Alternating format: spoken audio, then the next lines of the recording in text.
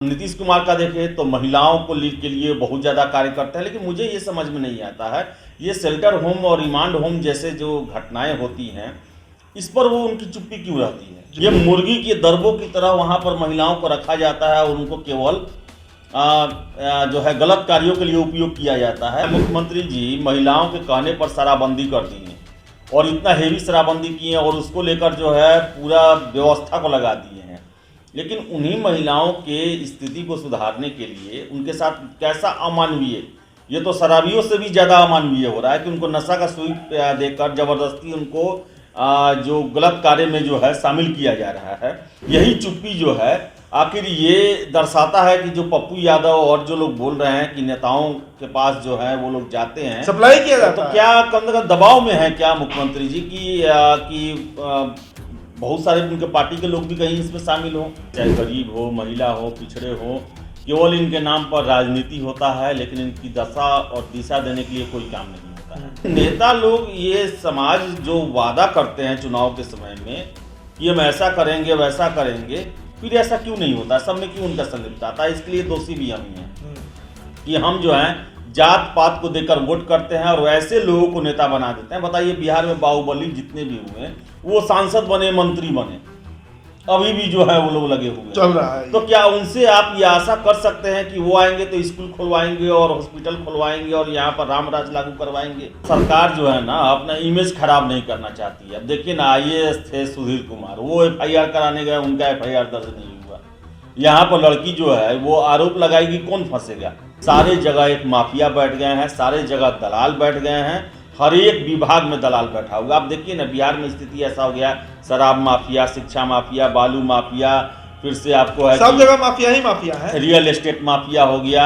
हर एक चीज में एक दलाल वर्ग बैठा हुआ है और वो दलाल जो है जो व्यवस्था और ऊपर के लोग के बीच में कड़ी का काम करता है। लड़कियां सप्लाई कहाँ की जाती हैं, किसके पास की जाती है, वही तो खुलासा हो रहा है कि मंत्रियों के पास। उनके खरीदार कौन है, उनके साथ समय बिताने वाले कौन है, कौन प्रश्रय देता है, कहाँ कहाँ उसका पैसा पहुंचता है, किस थाने में पहुंचता है, उस थाने से क्या पैसा ऊपर जाता है, सारे चीज का जांच होना चाहिए। लेकिन वैसा कुछ नहीं होता है। ये शेल्टर हाउस ये सब देखिए, जो दिल्ली की टीम ने कहा है ना, जो आई है कि पूरे लड़कियों का मेडिकल कराया जाए, पूरे बिहार के शेल्टर हाउस का मेडिकल कराया जाए और दावा के साथ कहा जा सकता है ये खेल और जगह बहुत ज्यादा जगह पर चलता होगा। सबसे बड़ा जो प्रश्न है वो हमारे मुखिया, बिहार के राज्य के मुख्यमंत्री नीतीश कुमार से है कि आप इन सभी मामलों पर कब संज्ञान लेंगे।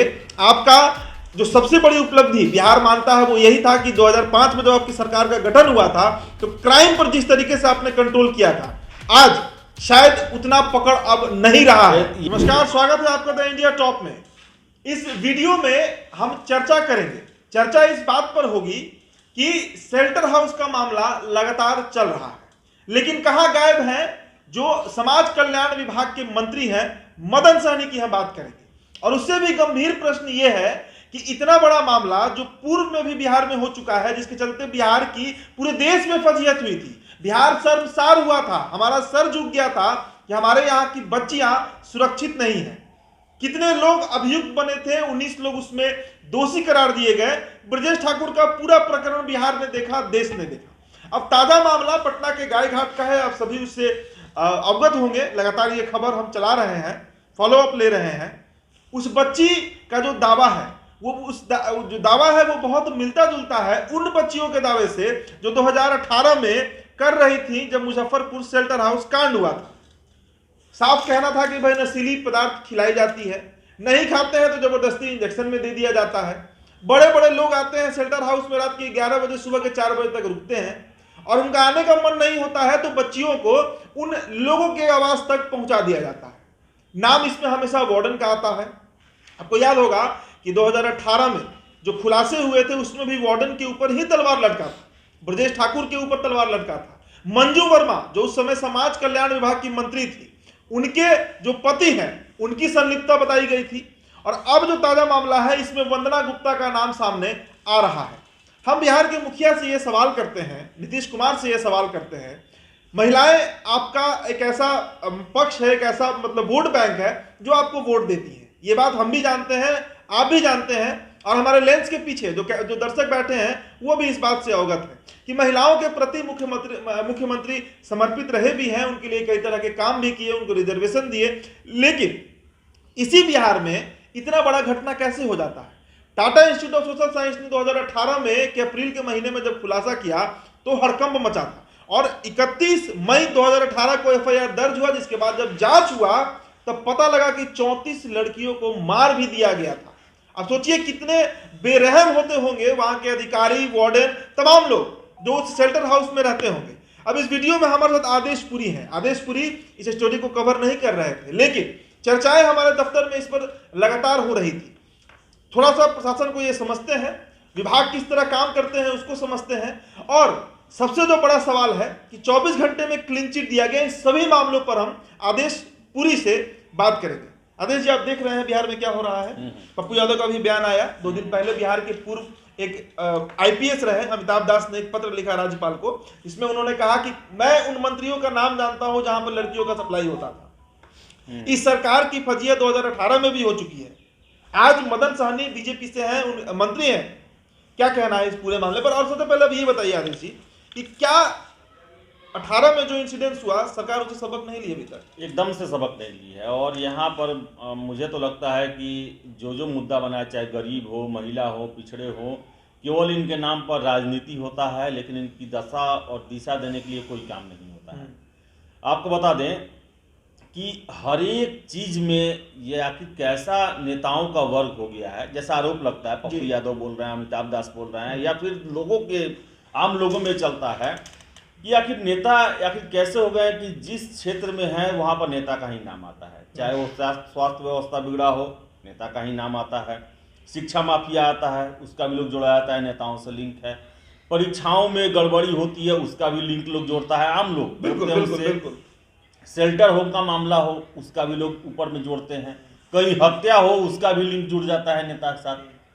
तो आखिर नेता लोग ये समाज जो वादा करते हैं चुनाव के समय में कि हम ऐसा करेंगे वैसा करेंगे, फिर ऐसा क्यों नहीं होता? सब में क्यों उनका संलिप्त आता है? इसके लिए दोषी भी हम ही हैं कि हम जो हैं जात पात को देकर वोट करते हैं और वैसे लोगों को नेता बना देते हैं। बताइए, बिहार में बाहुबली जितने भी हुए वो सांसद बने, मंत्री बने, अभी भी जो है वो लोग लगे हुए चल रहा है। तो क्या उनसे आप ये आशा कर सकते हैं कि वो आएंगे तो स्कूल खुलवाएंगे और हॉस्पिटल खुलवाएंगे और यहाँ पर राम राज लागू करवाएंगे, जो कि दहशत का माहौल खड़ा करते थे?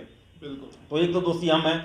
दूसरा है कि सरकार नीतीश कुमार का देखें तो महिलाओं को के लिए बहुत ज़्यादा कार्य करते हैं, लेकिन मुझे ये समझ में नहीं आता है ये शेल्टर होम और रिमांड होम जैसे जो घटनाएं होती हैं, इस पर वो उनकी चुप्पी क्यों रहती है जी। मुजफ्फरपुर बालिका जो कांड हुआ वहाँ पर, वो कितना बड़ा कांड था, पूरे देश में ये हो गया। इसके फजीयत हुआ था, हमारा फजीयत हुआ था। उसके साथ ही साथ मानवता की भी दृष्टि से बहुत ये है जी। तो उसके बाद जरूरत है कि बिहार में जितने भी शेल्टर होम हैं या फिर रिमांड होम हैं, उन पर उनके लिए एक समीक्षा करने का और ऐसा फुल प्रूफ व्यवस्था करने का कि वहाँ पर जो महिलाएं या जो लड़कियां रहती हैं उनके साथ कोई भी किसी भी तरह का अमानवीय व्यवहार ना हो सके। लेकिन ये समझिए उस लड़की ने हिम्मत किया गाय घाट की, तब ये मामला खुल के आया है। और 2018 में टिस जो दिया था Tata institute of social science report अपना, तो उसमें पता चला कि मामला कितना बढ़ा हुआ है। बिल्कुल। और आप सोचिए कि बिहार के 38 जिला में क्या हाल होगा। ये मुर्गी के दरबों की तरह वहां पर महिलाओं को रखा जाता है और उनको केवल जो है गलत कार्यों के लिए उपयोग किया जाता है। तो ये तो बहुत क्या कहें, इस पर तो सरकार को जरूरत है कि इसमें जो 24 घंटा में आपने कहा क्लीन चिट लिपापोती हो गया, इसमें तो जरूरत है कि पूरे फाइल खोलकर वहां पर जाके वस्तुस्थिति को देखा जाए, क्योंकि इसको लेकर बिहार में एक ब्लंडर हो चुका है और अभी भी सरकार की जो रणनीति है इसको लेकर दबाने की ही है। अरे भाई, आप अपना इमेज बचाना चाहते हैं, लेकिन जब खुद ब खुद जो व्यवस्था में घुन लग गया होगा उस वक्त कितना आप पॉलिश कीजिएगा, वो तो एक न एक दिन बाहर आएगा ही। बिल्कुल। तो जरूरत है सरकार को, मुख्यमंत्री को कि इस पर जो है केवल सीबीआई जांच दे देने से नहीं होता है, सारी व्यवस्था को देखा जाए। देखिए अजय जी, इसमें मैं हस्तक्षेप कर रहा हूं। मामला तब शक ज्यादा बढ़ जाता है इस मामले में जब 24 घंटे में जो विभाग है वो क्लीन चिट दे देता है वंदना गुप्ता को, पटना के जिला अधिकारी क्लीन चिट दे देते हैं, जबकि उस बच्ची से कोई पूछताछ नहीं होता है। उल्टा जो प्रशासन है वो उस बच्ची पर ब्लेम लगा रहा है कि वो फ्रॉड है, उसका पति उसको छोड़ दिया है। अरे भाई, अगर उसका पति नहीं छोड़ा होता तो वो शेल्टर हाउस क्यों जाती? वही पहला तो। सवाल। हाँ। दूसरा बात ये कि जब हाई कोर्ट इंटरफेयर किया है, जानकारी होगा पटना उच्च न्यायालय इसमें इंटरफेयर किया है, तब जाकर कल समाज कल्याण विभाग दबाव में, मैं ये शब्द का प्रयोग कर रहा हूं कि दबाव में आकर, कोर्ट के प्रेशर में आकर 3 घंटे में उस बच्ची का बयान दर्ज कराया गया। अब बताइए आदेश जी कि ये तो मान लीजिए मुजफ्फरपुर एक हो गया, पटना का शेल्टर हाउस दूसरा हो गया, बिहार के 38 जिलों में कितनी ऐसी बच्चियां होंगी? क्या हमारे प्रदेश के जो मुखिया हैं, मैं सीधा सवाल पर मुखिया से करूंगा, मदन सहनी है, बदल जाएंगे, लेकिन मुखिया है हमारे नीतीश कुमार, उनकी जानकारी में ये बात नहीं होगा ही, और नहीं होगा तो मुझे बहुत आश्चर्य लगता है। मुख्यमंत्री जी महिलाओं के कहने पर शराबबंदी कर दी है, और इतना हेवी शराबबंदी की है, और उसको लेकर जो है पूरा व्यवस्था को लगा दिए हैं। लेकिन उन्हीं महिलाओं के स्थिति को सुधारने के लिए उनके साथ कैसा अमानवीय, ये तो शराबियों से भी ज़्यादा अमानवीय हो रहा है कि उनको नशा का सुई देकर ज़बरदस्ती उनको जो गलत कार्य में जो है शामिल किया जा रहा है। तो मुख्यमंत्री का तो नज़र होगा ही, लेकिन उनका चुप्पी क्यों है? आखिर यही चुप्पी जो है, आखिर ये दर्शाता है कि जो पप्पू यादव और जो लोग बोल रहे हैं कि नेताओं के पास जो है वो लोग जाते हैं, सप्लाई किया जाता तो है। क्या कम से कम दबाव में है क्या मुख्यमंत्री जी कि बहुत सारे उनके पार्टी के लोग भी कहीं इसमें शामिल हों? तो ये दबाव, लेकिन कार्रवाई करना चाहिए। मुझे बहुत आश्चर्य हो रहा है कि मुख्यमंत्री जी ने इसको लेकर कोई भी बयान नहीं दिया, और हाई कोर्ट को इसमें हस्तक्षेप करना पड़ा। आखिर सरकार जो महिलाओं को समर्पित कहती है अपने आप को, आधी आबादी को बहुत ज़्यादा प्रश्रय दिया जाता है, यहाँ पर महिलाओं को रिजर्वेशन दिया गया सभी नौकरियों में। अब पंचायत में आप सब जगह ढिढोरा पीटते हैं कि हमने पंचायत में, नगर निगम में, सब में 50% महिलाओं को आरक्षण दिया, लेकिन तो वैसे स्टेट में ऐसी घटनाएं कैसे हो जा रही हैं? बिल्कुल। रेप जो है पूरे बिहार में सभी जगह हो रहा है। ऐसी ऐसी घटनाएं होती है जिसे देखकर पति के सामने पत्नी के साथ किया जाता है, बाप के सामने बेटी का किया जाता है, ऐसी ऐसी मामलाएं आती हैं। बिल्कुल। तो आखिर ये जो महिला जो सशक्तिकरण का जो ये नारा है, ये बस नारा बन के रह गया, जमीन पर ये उतरते हुए नहीं दिखाई दे रहा है। देखिए, शक इसलिए भी बढ़ता है क्योंकि वो बच्ची जैसा बता रही थी कि 3 महीने पहले जब वो शेल्टर हाउस से निकली, उसके बाद कई थानों में वो गई, महिला थाना में गई, नॉर्मल थाने में गई, FIR उसका नहीं लिया गया। पहला शक इसी पर खड़ा हो जाता है। दूसरा शक इस पर खड़ा होता है कि 24 घंटे में क्लीन चिट दे दिया जाता है। तो आखिरकार विभागीय कार्रवाई पर, और सबसे बड़ा देखिए मैं आपको बता दूं कि यहाँ पर सरकार जो है ना अपना इमेज खराब नहीं करना चाहती है। अब देखिए ना, IAS थे सुधीर कुमार, वो FIR कराने गए, उनका FIR दर्ज नहीं हुआ। यहाँ पर लड़की जो है वो आरोप लगाएगी, कौन फंसेगा? सरकारी व्यवस्था पर प्रश्न चिन्ह उठेगा। तो आप इस तरह नहीं कर सकते हैं। ये कोई सोचेगा कि हमारे खिलाफ कोई आवाज उठा के हमको बदनाम कर देगा। अरे भाई, अगर आपके डिपार्टमेंट में आपके लोग गलत कर रहे हैं, उसके लिए FIR से वो साबित नहीं होता है। एक एक लोग उसके शिकार होते हैं और जानते हैं कि क्या हो रहा है। आप परीक्षाओं में ही देख लें, अगर एग्जाम में ही देख ले, जो क्वेश्चन पेपर नहीं देते हैं, आंसर शीट नहीं देते हैं, एक तरफा काम करते हैं, तो ऐसा थोड़ा ही है कि सरकार जो है कि वो ये नहीं जानती है कि लोग नहीं जानते हैं। सारे लोग जानते हैं कि आप गड़बड़ कर रहे हैं। लेकिन अलग बात है कि ये विरोध नहीं हो रहा है, लोग मजबूरी में आपके इस गलत व्यवस्था में साथ दे रहे हैं। लेकिन सबको पता है कि गलत हो रहा है। तो ऐसे आप जो सरकार जो है ऐसे तिकड़मबाजी से कि हम केस नहीं होने देंगे तो हमारा इमेज बचा रहेगा, इससे नहीं बचा जा सकता है। असलियत सबको पता है। आप देखिए ना, जब इंडेक्स आता है सेंट्रल का, हर एक चीज में बिहार नीचे से टॉप करता है।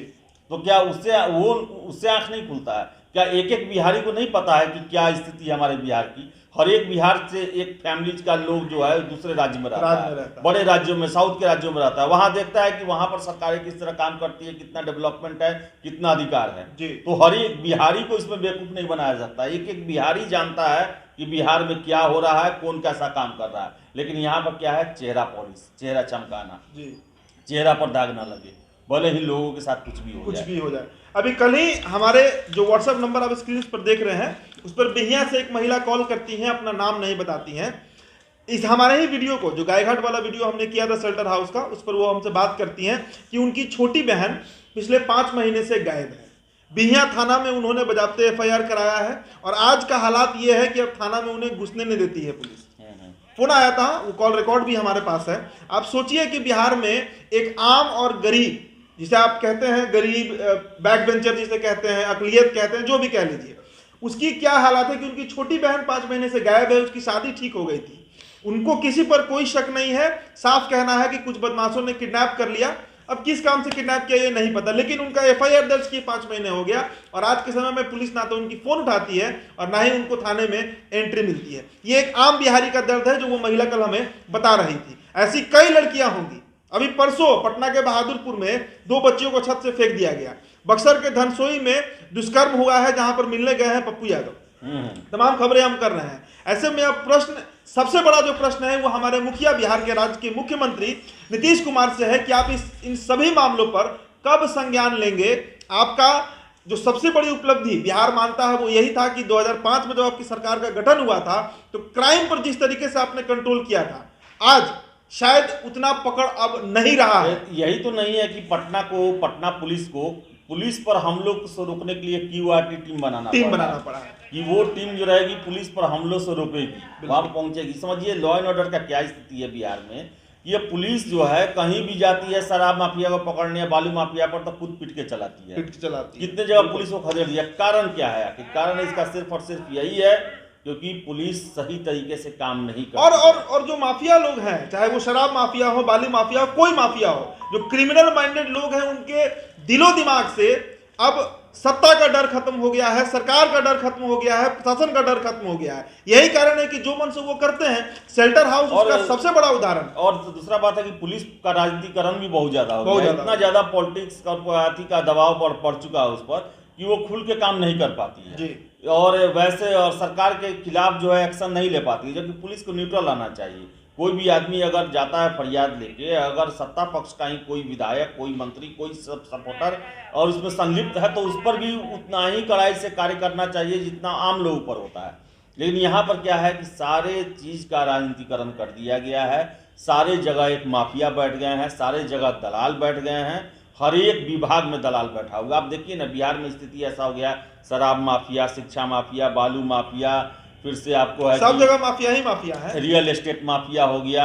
हर एक चीज में एक दलाल वर्ग बैठा हुआ है और वो दलाल जो है जो व्यवस्था और ऊपर के लोग के बीच में कड़ी का काम करता है और उनके द्वारा न उनको नियम कानून पता है। जब दलाल ही है तो वो नियम कानून से तो चलेंगे नहीं ना, बिल्कुल, वो तो इनलीगल ही करेंगे। और यही देखिए ब्रजेश ठाकुर के बारे में भी लोग कहता है कि वो दलाल था। आखिर सबसे बड़ा बात है कि लड़कियां सप्लाई कहाँ की जाती हैं, किसके पास की जाती है, वही तो खुलासा हो रहा है कि मंत्रियों के पास। उनके खरीदार कौन है, उनके साथ समय बिताने वाले कौन है। ब्रजेश ठाकुर मामले में केवल पकड़ा गया कि कौन दोषी है वहां पर, जिससे वहां पर लड़की वहां से गायब हो जाती थी या उनके साथ किया, लेकिन किनके पास जाती थी।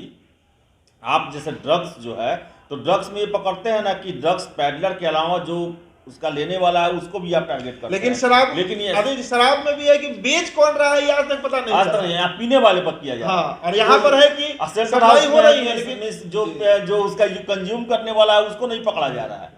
केवल जो वहाँ के अधिकारी हैं, कर्मचारी हैं, उनको पकड़ के और दिखा देना। आप देखिए ना बिहार में ही 60 लोग नवंबर में मरे लगभग जहरीली शराब पीने से। उसके बाद कौन उसमें उसका विक्टिम कौन हुआ? 3 दरोगा और 3 चौकीदार जी। बस मामला रफा दफा, 60 लोग मरे, कोई उसका इन्वेस्टिगेशन नहीं, कोई दोषी नहीं। अब पिछले महीने नालंदा में, जनवरी में नालंदा में 16 लोग मरे, तब 12 लोग बक्सर में मरे हैं शराब से। और उसका इन्वेस्टिगेशन जड़ तक होना चाहिए। केवल आप प्राथमिक में ये बांटा, ये बनाया, इसको नहीं। कौन प्रश्रय देता है, कहाँ कहाँ उसका पैसा पहुंचता है, किस थाने में पहुंचता है, उस थाने से क्या पैसा ऊपर जाता है, सारे चीज का जांच होना चाहिए। लेकिन वैसा कुछ नहीं होता है। ये शेल्टर हाउस, ये सब देखिए, जो दिल्ली की टीम ने कहा है ना, जो आई है कि पूरे लड़कियों का मेडिकल कराया जाए, पूरे बिहार के शेल्टर हाउस का मेडिकल कराया जाए, और दावा के साथ कहा जा सकता है ये खेल और जगह, बहुत ज्यादा जगह पर चलता होगा जहां की बातें निकल के नहीं आ रही है। बिल्कुल। सीमा समृद्धि पटना पहुंची है, निर्भया कांड की वकील है और इस मामले को उन्होंने अपने संज्ञान में लिया है और वही इसका केस लड़ने जा रही है। उनका कहना है कि दूध का दूध और पानी का पानी हम कर देंगे। लेकिन ये आग्रह है हमारा सरकार से, तमाम उन लोगों से जो सरकार में है, चाहे वो संजय जायसवाल हो या फिर नीतीश कुमार या फिर ललन सिंह, तमाम लोग, आपसे आग्रह है कि वंदना गुप्ता के ऊपर जांच की जाए ताकि फिर से ये सच सामने आए और बिहार के 38 जिला में जो शेल्टर हाउस चल रहे हैं वहां पर जो कुकर्म किया जा रहा है उसका भी खुलासा हो सके ताकि उन बच्चियों का जिंदगी बच सके। आपका जो सुझाव है हमें जरूर दीजिएगा। बहुत बहुत शुक्रिया।